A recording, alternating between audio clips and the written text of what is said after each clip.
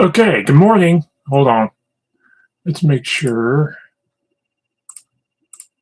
that we're operating. We're operating. I want to check a couple of things. Checking some views. All right. There's like 36 of you who like this channel. That's fine. Anyway, good morning. Anyway.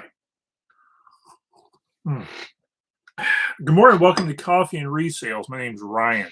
I get stuff from yard sales, garage sales, thrift stores, and similar places. Try to make a few extra bucks online. To start off, I'm an idiot who injures himself. Working on my car, got my fingers in the wrong spot, and things happened, and it put me on the shelf for a couple weeks, and it's going to be annoying for another couple months. And so, yeah, don't do that. Trust professionals. Yeah. Anyway, so that's what that is. In the meantime, sales have been exploding over the past, like they were dead, like absolutely dead for a month and 2 months almost. I was doing real well through mid-January, and then things just absolutely fell off. And then in the past like 3 weeks, I've had not like record sales, but things have really, really picked up. I don't know if this is uh, tax returns coming in. I it, I suspect that's part of it. But things have really kicked up with sales, and it's really kind of interesting. So let me see something. Like today, over the weekend, 12 sales. That's a lot for me. Anything over 10 in that period of time is a big chunk. So that's gotten real interesting. Let's see. Have I gotten more than last 7 days? Let's see what number of sales. 30 sales in the last 7 days.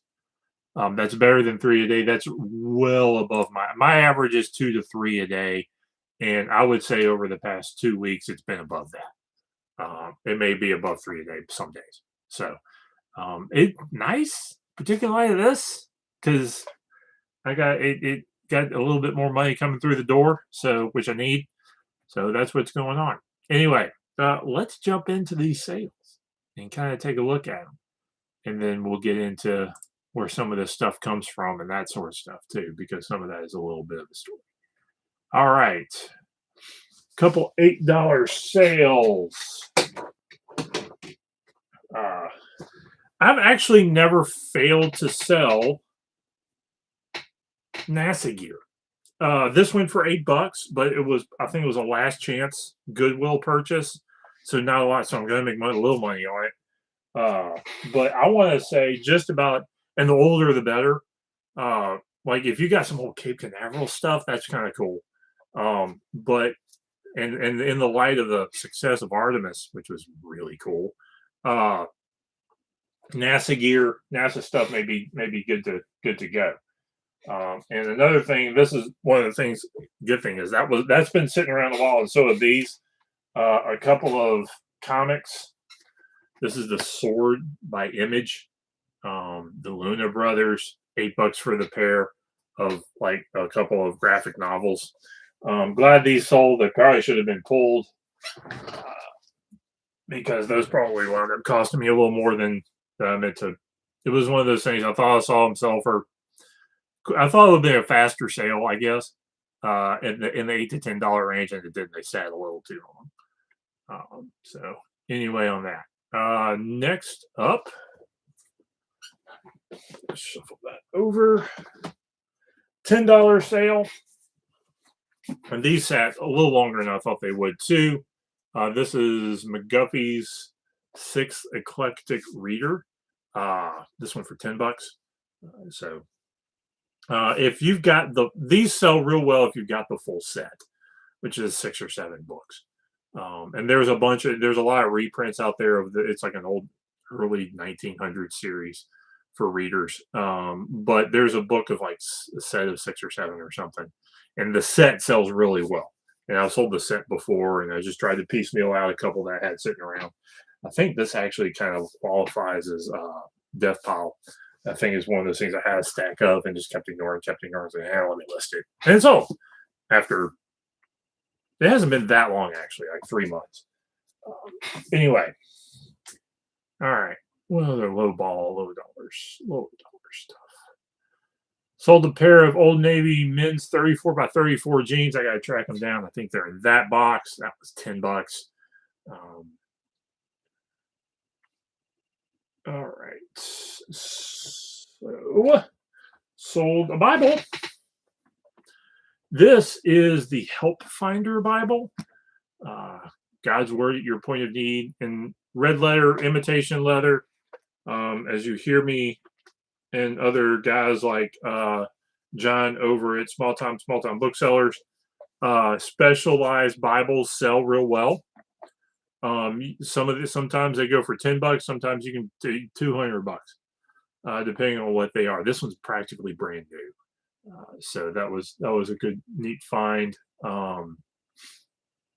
But this was pretty quick sale too. But as with most Bible, what I want to do is I want to see how to sell Bibles guide, but I need about 10 Bibles to do kind of what I want to do with it. So I'm kind of waiting to trip over kind of a stash of Bibles that can resell. But this one, your regular paperback King James Gideon Bible isn't necessarily, or NIV isn't necessarily going to sell well. But leather bound study Bibles do really well. Bibles with no markings can do okay if they're in really good condition. They've just been sitting around. Bigger Bible, large print Bibles. So a lot of large print Bibles, even paperback. Something that makes it more than just I guess a standard paperback Bible that you maybe your churches would give to you can make a Bible sellable. All right, are we on to the fun? One more theology book. Where'd that go? There it is. Treasury of Prayer. This is like a reprint of an old book, or somebody getting something together. Treasury of Prayer. This was $11. And this was a pretty quick flip. All right. And now we're kind of cranking up into the good stuff. All right. Pocket knife. Cutmaster Stockman pocket knife, 3-blade. I'm not going to open it for you because that's a pain right now because of this. But this is a Stockman pocket knife. This was my grandpa's. I didn't need it. And there's no particular memories behind this knife. But I went back to Louisiana to see my folks, and they had a bunch. And every time I go, I try to bring a few boxes of stuff back, of stuff my parents don't need, or stuff out of my dad's shop and that sort of thing, so I can kind of we can all kind of start getting stuff moved out and make it easier on everybody when things happen. But I had a box full of just stuff that was in my grandpa's top drawer growing up, and I actually said it was like when they cried over that old man 20 years and brought a tear to my eye talking about. But this was something that was in there, and this is a Cutmaster Stockman knife, and this went for about $17. It's used, but it's in good shape. It's not rusty or all. It was left in a drawer. It wasn't left outside. Or anything like that. So it's pretty clean, pretty good, solid shape. So old American pocket knives are always worth kind of taking a peek at because there's always a little bit of value there. So that one will go. And another reason pocket knives are so kind of in demand, you'll see guys walking around trying to find them, is they're small and they can be worth a good bit. Um, and guys are, and particularly American made. You got between collectors and guys know who are trying to sell to the collectors. You got a pretty good thing because they're small and they ship easy. So sip to that. Sip to Grandpa. Okay, moving along. This was a very, very interesting sale because there it is right there. I picked these up well over a year ago. These are, hey, Iron Knuckles, good morning. Picked these up well over a year ago. Sister-in-law was working at an old Methodist church and they were wanting to sell stuff out of their library. And I'm like, shoot, yeah, let's dive into it. I think I got about 25 of these left of Methodist hymnals. And they didn't sell for a year and a half. I sold like 2. And in the past 3 weeks, I've sold 10 or so, and I have no idea why, unless the algorithm decided to like me for some reason. But those old Methodist hymnals, they're 1939 hymnals, and they just decided to sell. Okay, not a problem with that. I got them probably the cheapest on eBay. They're not real expensive. I'm actually doing them like $2.99 plus shipping. And somebody just bought 6 of those things. So I got to fish out of that box 6 of the best ones and try to move them. So, which I'm glad for, but it's just one of those weird things. And hymnals are kind of one of my little sort of specialty things that I know to grab. And but I probably won't be buying Methodist hymnals as much anymore. Particularly the 30s ones. The ones from the 60s sold okay. But I've gotten to where I don't just grab them. I'll look them up. And there's a couple 3 hymnals I know to grab without even, $2 or less. I know to grab them because I know they'll sell. So next up, sold these. I sold a set of these actually not too long ago, sometime last year. There's 6 of these Explore and Learn books, science books for kids. I think these are popular in homeschool circles. But I got a stack of 6 of these of the whole set. It's one of those, if you find the whole set for $1 or $1 a book or less, you grab it. The whole thing sold for $30. So that was a good move there. It sold quick too. I think I got a couple right before I did this. I bought them so a couple weeks ago. So that's what's going on now. Okay. Next, probably the most interesting sale that I had is this little thing right here. If you can kind of tell, this is a tactical vest with a set of leg pouches. Mezco One makes higher end 6-inch action figures, a lot of superheroes, a lot of high detail and real expensive stuff. With swappable heads and hands and accessories and all this sort of thing. This came out of one of the, I think it's their advent calendars. This alone by itself sold for $40. Really fascinating bit. Got it at a local thrift store that had a handful of 6-inch stuff, just in accessory stuff in bags. I'm like, what the heck? I'll grab it. It was $3 a bag. There was some 20, 30, $40 stuff in those bags, if not more. And I still got a couple. I still have a bunch of it left to sell. I need to drop some prices on it a little bit. But that sold. I actually had that in a big lot for $70, and it didn't move. And I think people were missing it because I think I'll be able to part that out for way less. It didn't. The individual pieces I think will sell a little bit better. Next up, fun piece. This neat Tonka Hot Hauler Model T Hot Rod, Joker colors. So I actually put that in. Did I have that in the description? Did not have that in the description. Should have had that in the description. So this would actually fit a 118 figure and like a GI Joe or something like that. So Neat card. This sold for 30 bucks. And these were ranging anywhere from 30 to 40 bucks on the sale. I found moved it. So that was a neat sale there. And we're going to close with this one. All right, last sale I'm going to talk about. Vintage PC game Betrayal at Condor. This went for 50 bucks. This one was a fun find.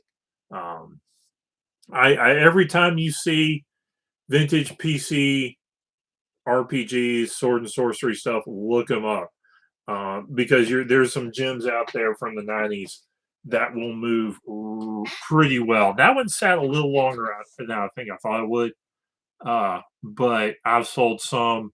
The Heroes of Might and Magic series sell stupid fast because there's apparently like a community, like a gaming community based around the game out in Europe, and those guys scoop those up at whatever price, at almost any price. So that's my sales, and that's real good. And we're gonna hit a couple of finds I had over the past couple weeks as well that are real intriguing. Of course, I've got the stuff from Grandpa's, and actually some of that stuff's already moved. So that was good to see. Grandpa was a construction worker. He was actually a crane operator, and one of the things, and these aren't worth a ton. They're worth about $3, $3 or $4 a piece. But there was a bunch of watch fobs. That's what is that? Co-ring, and I think I got a Caterpillar in here, and various watch fobs, all in this bag. I got it up for 30 bucks or so. Probably get 20, 30 bucks for it. A lot of little knickknack stuff he had that I was able to move, or small toys. There was a bunch of that that moved pretty quick. Nothing super expensive. Grandpa didn't have a whole lot of really nice stuff, but a lot of stuff that's vintage enough and good enough shape that it falls into that $10 to $20 range, maybe a little bit more. And it's small, so and it was, and I got it free-ish, so it'll move pretty quick. Handful of other finds. Those of you who know, chocolate chip. These are like the famous by Norman Schwarzkopf Desert Storm era chocolate chip gear as a boonie hat. So the chocolate chip is probably among the more outside of Vietnam era and previous. It's probably the most I would say modern era military. That probably the most collectible modern era military gear you can get because I want to say it was a real limited time they actually used the chocolate chip patterns, and so there's not as much out there, which is one reason why. And then the other one is the woodland camo. If these fit me, I would keep them. I really like woodland camo. I like using it to work around the house. It's real durable. I think those are too short for me. But I got the woodland camo pants, the shirts, almost all the shirts and not the BDU shirts, button up shirts, long sleeve. These don't do great. I grabbed it because it was kind of there and gave me all that for one price. But the woodland camo shirts aren't great, but those pants are a lot of your military pants actually do okay. Sell like a minimum of $10 depending on the size. One thing I don't do, and I don't recommend you do it either, do not sell the current military patterns. If you find them for sale, grab them and kind of put them away maybe. But something I don't do. I don't sell them the current military patterns. I don't know that some platforms allow you to, but so I either just pass them by or stash them or something like that. They will go out of style eventually, or they'll be cycled out eventually, and usually not too long. So those are neat. Finally, and I'm real curious how this is going to shake out. Is I got this real neat set of leather motorcycle pants and jacket. And the guy said they were custom made in Japan for him. He had a bunch of motorcycle jackets and stuff that he had. And I think this was probably the most valuable of them. But this really cool motorcycle set. Needs a little bit of cleaning. And I need to look that up. I think I may have stumbled onto a little bit of a gem there. If I can find the right person who's the right size to pick that up. And we'll see how that shakes out. But that it was a real neat set. I actually, in the title, if I have room, I may put anime or manga in the title to maybe cater to that crowd as to who may for the style of it and that sort of thing. I actually might make a really neat costume too. So anyway, that's my sales. That's what's going on because I'm a dumb butt, and I hope y'all have a good one, and I hope you're smarter than I am when it comes to that sort of stuff. I'm good at fixing stuff, but apparently I'm not good at fixing moving things. So that's that problem there. So y'all have a good one. Good luck out there. You too, Iron Knuckles. Go find some stuff. Go sell some stuff. Like, comment, subscribe, and I'll catch y'all on the flip side.